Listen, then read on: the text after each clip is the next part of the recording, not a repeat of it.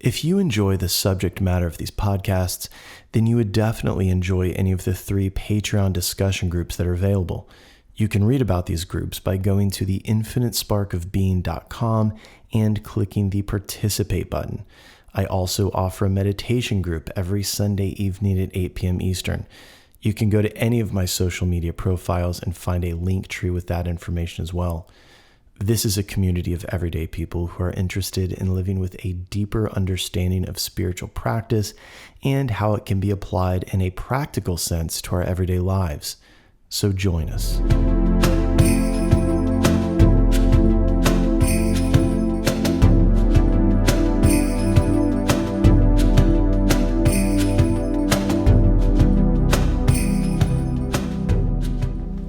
Welcome to the Infinite Spark of Being podcast. My name is Keith Welsh, and in this episode, we're going to discuss the knowledge of the absolute, which is in reference to the 7th chapter of the Bhagavad Gita. You are going to have to pardon me. We are in the midst of just more rain and nonsense as Hurricane Milton gets his shit together out there in the Gulf. It's just rainy here. I don't know. Hopefully these new mics don't make this intolerable to listen to. Either way, here we are. Onward. So the knowledge of the absolute, 7th chapter of the Bhagavad Gita, Krishna is explaining himself, like who he is to Arjuna. And remember, Krishna is an avatar of Vishnu. Or an emanation or an incarnation, not a reincarnation, but an incarnation. Vishnu is the sustaining aspect of God. So Vishnu lays in his cosmic ocean, I believe on a raft of cobras, and a lotus springs forth from his navel. The lotus opens, and that is Brahma. Brahma is the creative aspect of God, which gives birth to the universes, and as Brahma opens his eyes or exhales, the universe expands into existence, and when Brahma closes his eyes and begins to inhale, the universe ceases to exist. That's the mythology. Okay, so Krishna explains that he is all of this, right? That he is the clean taste of water, he is the breath, he is the faith of the spiritual aspirant, regardless of who the spiritual aspirant is worshiping. That's a very unique thing when Krishna says, whoever you worship, you are worshiping me, as in the sustaining aspect of source. You could call the whole thing source, to use an annoying new age word, or the universe itself. Either way, there is a presence, capital P. And this presence, this stuff of the universe, this stuff that everything is coming from, it reacts to us. Once you understand that there is an absolute, then you can begin playing with it. As long as you're dancing around it and, half in, half out, right? It's not going to work. But listen, think about it this way. Life, the universe, nature itself, whatever we're going to call it, God. Since we anthropomorphize and personify these things, I want you to think about this. If somebody only spoke about you as if you were miserable, that you were a pain in the ass, you were difficult to deal with and not that much fun to be around, would you be good to that person? Would you spend time with that person? Would you be there for that person? The answer is probably not. But if this other person was very sweet to you and very loving to you and devoted to you, you would spend more time with that person. They would get more of your attention. Think about this whole thing that way. Think about bhakti yoga that way. You engage in bhakti yoga towards God, this devotional thing towards God. You love it, you're devoted to it, you sing to it, you chant to it, whatever the thing is, and it starts to be nice. meaning that it's like attracts like. You start to receive that back. It's just an echo chamber. It's a mirror. If I stand in front of a mirror and I make an ugly face and I go, wow, that's an ugly face. If I smile, then I see a smile in the mirror. If I frown, I see a frown. The mind is all of this. The mind has a holy and spiritual nature, and it is the lens through which the soul is going to look through in order to interact with three-dimensional reality. Stop fucking around and treating it like a problem.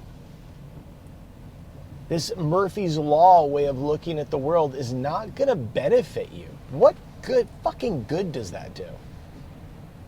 You know, you're miserable and you know something the rest of us don't. You know, like, that thing, like, I'm smiling because I have no idea what's going on. I've been this person and I know this person.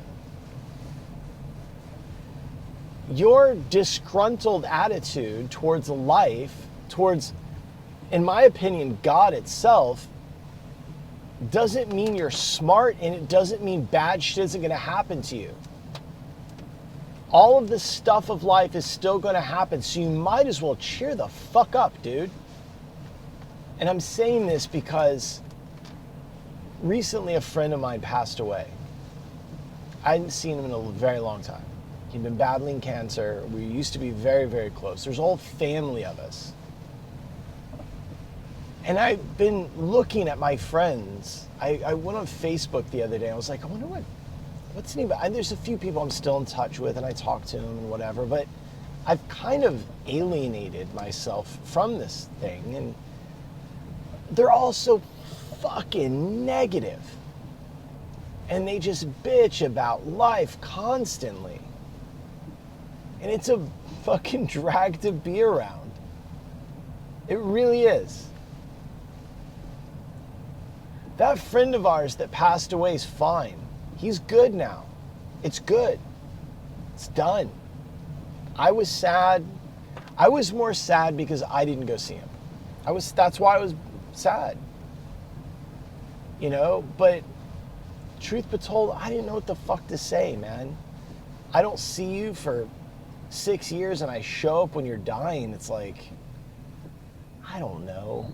I don't know what to do about any of that. I have no idea how to act. I don't know. And if I'm honest, I just put it off. I just put it off. One person I think of in particular did stay close, did stay in touch, and let us all know. Really, that's the only way we knew. Follows my dog's Instagram page and always loves all of his little posts. And you know, this friend, he was a pretty sad person. There was a darkness to him. And I guess that's why I was shocked when he was following the infinite spark of being. I mean, not just my personal, of course he follows my personal page, but follows the infinite spark of being. And he would like things. And I always thought that was really cool. I hope that he dropped his body in a way that provides him some sort of ease.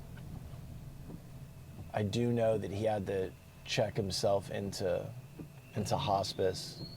That annoying noise is someone with a diesel truck that was very loud. I apologize. Also the rain. I apologize if that's a thing. I guess I'll find out when I get home and I listen back. I feel like these new microphones are cutting down with a lot of the car noise, which I think is great. Anyway, life is a mirror, and it's so trite to say, but it is. All of it, like how you interact with this, kind of dictates how it goes. We have our samskara, our personality, our way of being, our deep psychological stuff, and then we have the karma that arises out of that. Karma not being what happened, but how the mind relates to it. And I've decided I had to, because I was a very negative person at points. Doing this podcast, there's times I was just so, I think a lot of that had to do with like working with so many sick people in such a intense capacity will drain you, and it does get dark.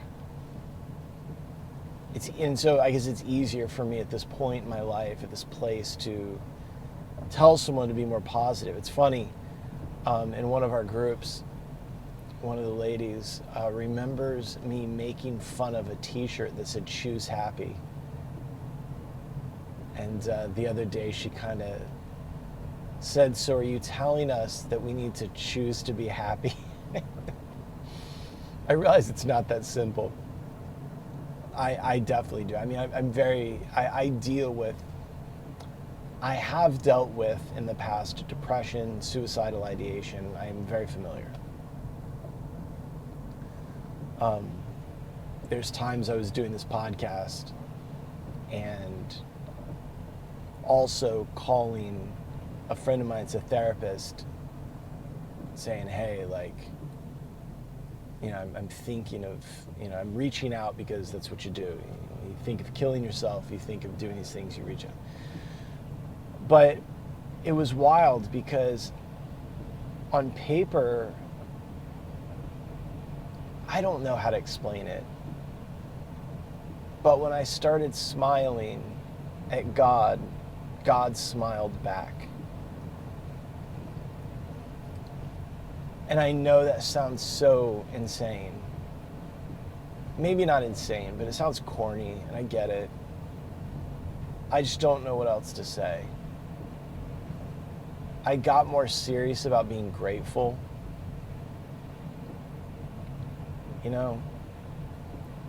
and things started working out for me.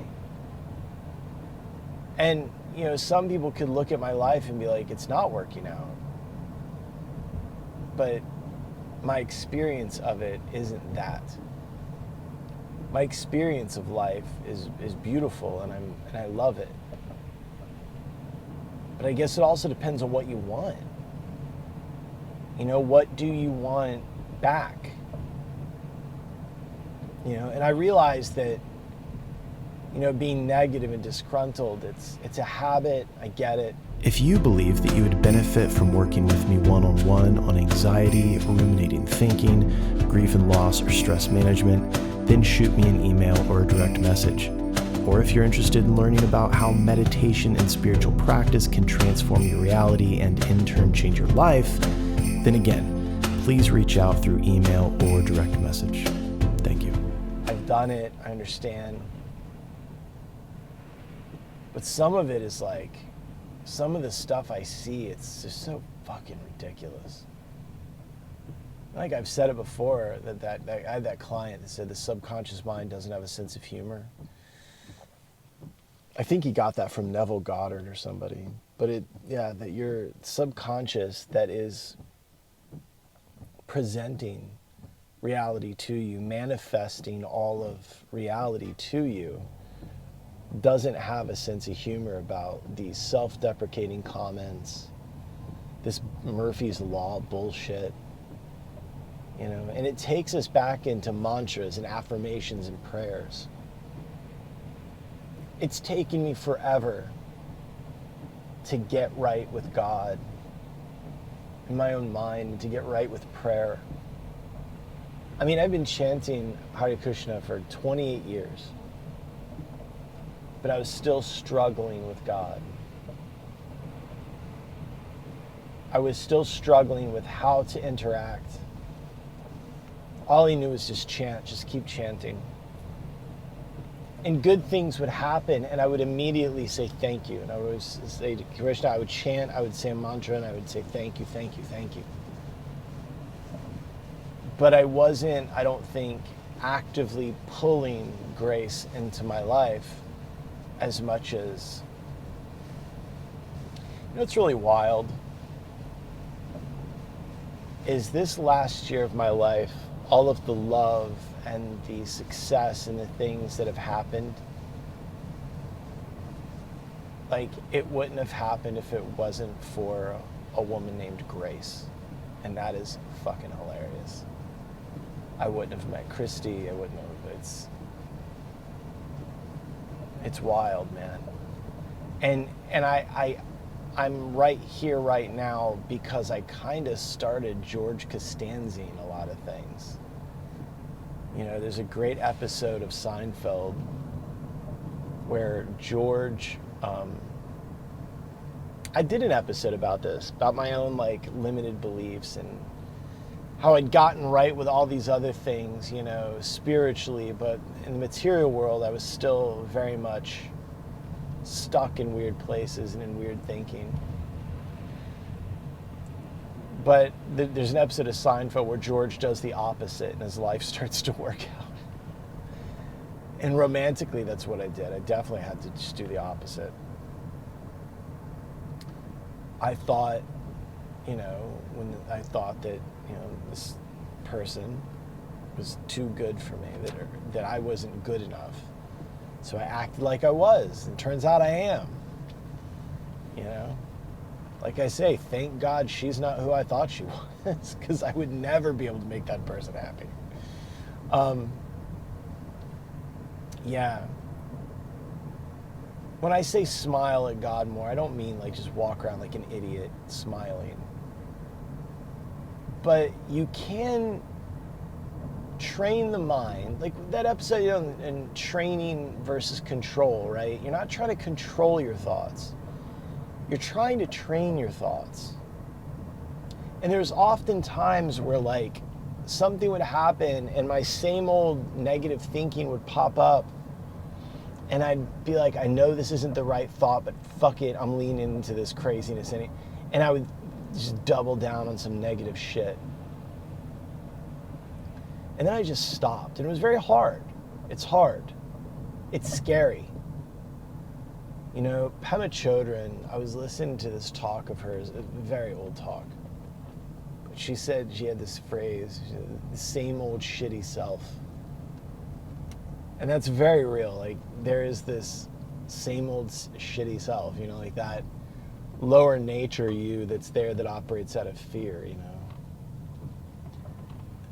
I don't think that, like, so when we think about God as a concept, if we use the old Judeo-Christian concept, it's very scary.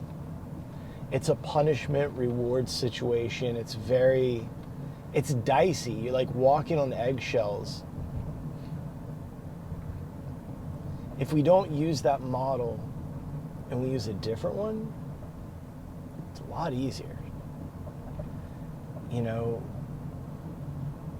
also that episode, last week about synchronicities and messages. It starts to talk to you. God starts to speak to you.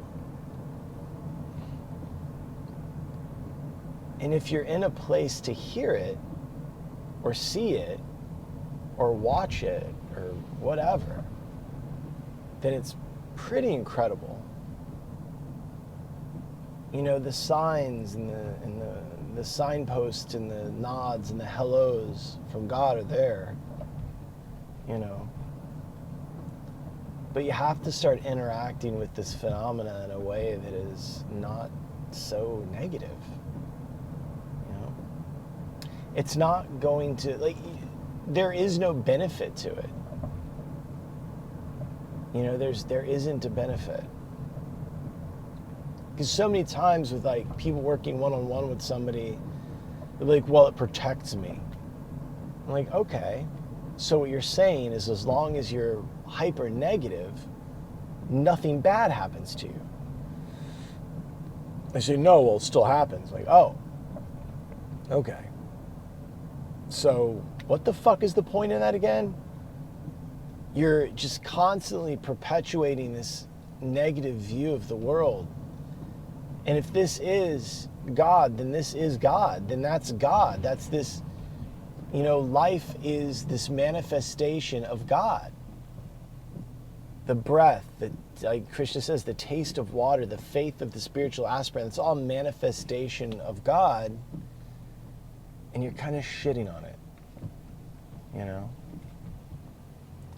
Like, prakriti, the natural world of things, all comes out of Krishna, right? And while the three gunas, like he says in the Gita, the three gunas come out of him, you can't find them in him. Anytime you're looking for God and there's fear involved, or you're practicing some sort of bhakti meaning devotion, some sort of bhakti path that involves getting points or being a certain way so that there's no retribution or whatever it is, like that's not good. Like Pascal's wager, that's a very fear-based way of like engaging with God as a phenomenon. It's very fear-based. If you can act without that, it's like real love, right? Like real love for a person isn't this fearful thing where like, I need to, it's like I'm gonna make you dinner so you don't bitch at me later, or so that I can use this as collateral against you in the future. We've all been in those relationships. Like that's not love, it's some other weird thing. It's definitely done out of fear of not having hand, the fear of not having the juice of the currency later, But if you do just to do because you just love, well then that's different. That's real love. I think the same thing goes for our interactions with God, with the divine on any level, is that if we're interacting with it out of fear, then we get that in return. I don't know. It's a new way of looking at it. It's only going to speak to you in the language that you understand, right? So think about that too. Like, God is only going to speak to you, and like you see it, whether it's, I don't know, like someone, like in the autobiography of a yogi, Paramahansa is seeing signs and visions that are related to him culturally, so those are his, right? And then you look at like, a Catholic saint or whatever that's having these holy experiences. He's seen Jesus, a nun is seeing Jesus, this other person seeing Kali or whatever. The phenomena of God is going to, the phenomena in general, if you want to get really deep, is going to interact with you in a language that you understand, right? You can understand that idea, right? So if you're interacting with it with negativity, then that's the language that you're speaking to it. It's going to speak to you in that language.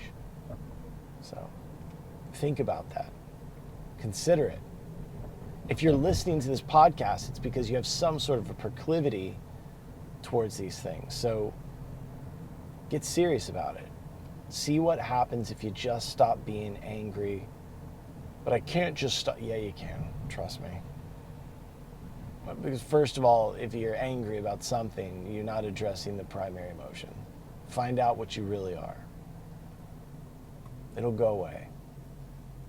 But consider it. What language are you using to speak to it? Because it's going to respond with your language. So, anyway, that's all I got on that. I love you. I love you. I love you. Thank you. Thank you. Thank you.